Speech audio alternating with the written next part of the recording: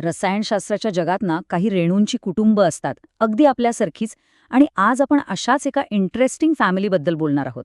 या सगळ्यांना एकत्र जोडणारा धागा कोणता आहे माहिती आहे? फक्त एक, ऑक्सिजन. चला तर मग ओळख करून घेऊया ऑक्सिजनच्या या कुटुंबाची, अल्कोहॉल, फिनॉल आणि इथर. आता बघा, प्रत्येक कुटुंबात एक असा सदस्य असतो ना, जो सगळ्यांना एकत्र बांधून ठेवतो. आपल्या या रासायनिक कथेचा हिरो आहे फंक्शनल ग्रुप. हो, हाच तो घटक आहे जो या कुटुंबातला प्रत्येकाला त्याची स्वतःची वेगळी ओळख देतो, त्याचं स्वतःचं व्यक्तिमत्व देतो. तर कोण आहे हा हिरो? हा आहे हायड्रॉक्सिल गट, म्हणजे OH. दिसायला किती साधा आहे बघा, एक ऑक्सिजन आणि त्याला जोडलेला एक हायड्रोजन. पण ह्याच्या साधेपणावर जाऊ नका. हा छोटासा गट नेमका कुठे आणि कसा जोडला जातो ना, यावरच या कुटुंबातल्या प्रत्येक सदस्याचं नशीब, त्याचे गुणधर्म सगळं काही ठरतं. प्रत्येक मोठ्या कुटुंबाचं काहीतरी मूळ असतंच, नाही का? या कुटुंबाची कथा सुरू होते पाण्यापासून. हो, आपलं साधं पाणी, H2O. इथे ऑक्सिजनला 2 हायड्रोजन जोडलेले आहेत. आता खरी गंमत बघा, यातला फक्त एक हायड्रोजन काढा आणि त्याच्या जागी एक अल्काइल गट म्हणजे R बसवा. काय तयार झालं? ROH, म्हणजेच अल्कोहॉल.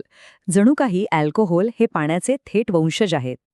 आणि ह्याच एका छोट्याशा बदलामुळे आपल्या कुटुंबाची पहिली आणि सगळ्यात मोठी शाखा सुरू होते. ती म्हणजे अल्कोहॉलची. सोप्या भाषेत सांगायचं तर, जेव्हा हायड्रॉक्सिल गट एका कार्बनच्या साखळीला जोडला जातो, तेव्हा आपण त्याला अल्कोहॉल म्हणतो. बरं, मग ह्या अल्कोहोलला ओळखायचं कसं? सगळ्यात सोपी आयडिया म्हणजे फक्त त्यांच्याकडचे OH गट मोजायचे.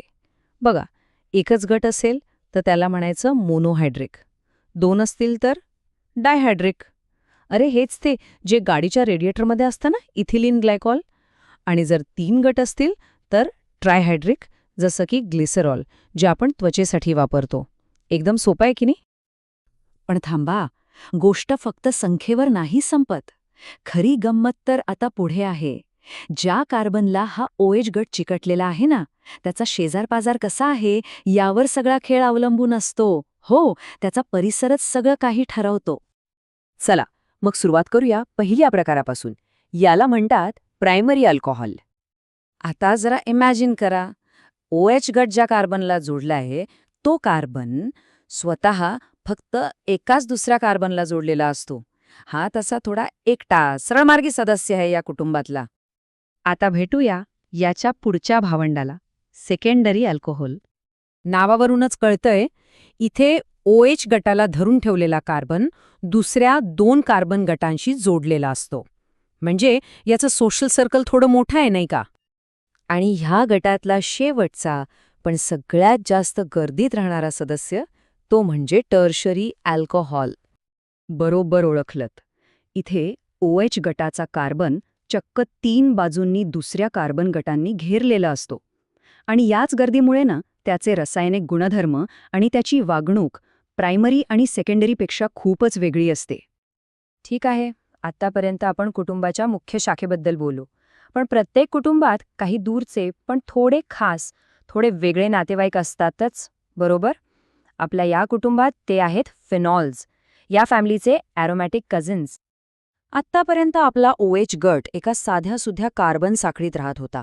पण जरा विचार करा, जर त्याने आपलं घरच बदललं तर, आणि तो थेट एका बेन्झीन रिंगसारख्या एका खास, पॉश वस्तीत राहायला गेला तर काय होईल? तर जन्माला येतो फिनॉल.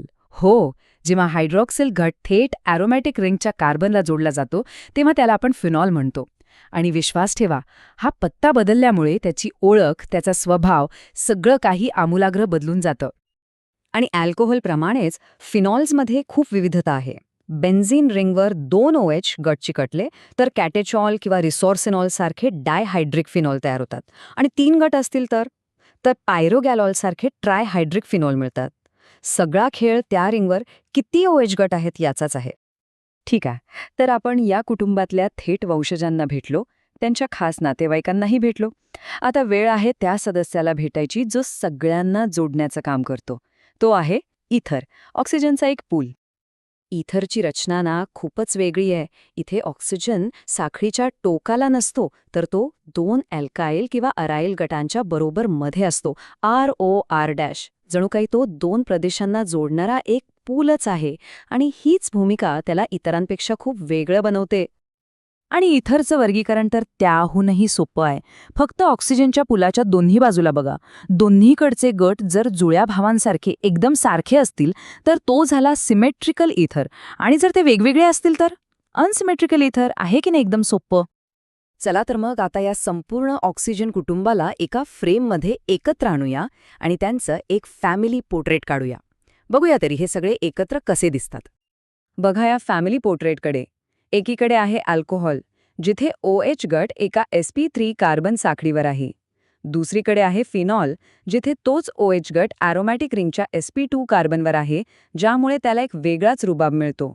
आणि शेवटी आहे इथर, जिथे ऑक्सिजन 2 गटांमध्ये पूल बनून उभा आहे. 3 पूर्णपणे वेगळी व्यक्तिमत्व, आणि यामागचं कारण फक्त एकच, ऑक्सिजनची बदललेली जागा. या सगळ्यावरून एक गोष्ट तर अगदी स्पष्ट होते नाही का? फक्त एका ऑक्सिजन अणूची जागा बदलल्याने रेणूचं संपूर्ण व्यक्तिमत्व, त्याची ओळख, इतकंच काय तर त्याचं कामसुद्धा पूर्णपणे बदलून जातं. खरंच अविश्वसनीय आहे हे. पण हे सगळं आपल्याला एका मोठ्या प्रश्नाकडे घेऊन जातं. रेणूंच्या संरचनेतले हे इतके छोटे बदल, ही साधी कौटुंबिक नाती आपल्या खऱ्या आयुष्यात इतक्या वेगवेगळ्या आणि मोठ्या भूमिका कशा काय साकारतात? विचार करा, जंतुनाशक म्हणून वापरल्या जाणाऱ्या फिनॉलपासून ते भूल देण्यासाठी वापरल्या जाणाऱ्या इथरपर्यंत या कुटुंबाचा प्रत्येक सदस्य आपल्या दैनंदिन जीवनात एक वेगळी आणि महत्त्वाची भूमिका बजावतो. हे सगळं कसं घडतं?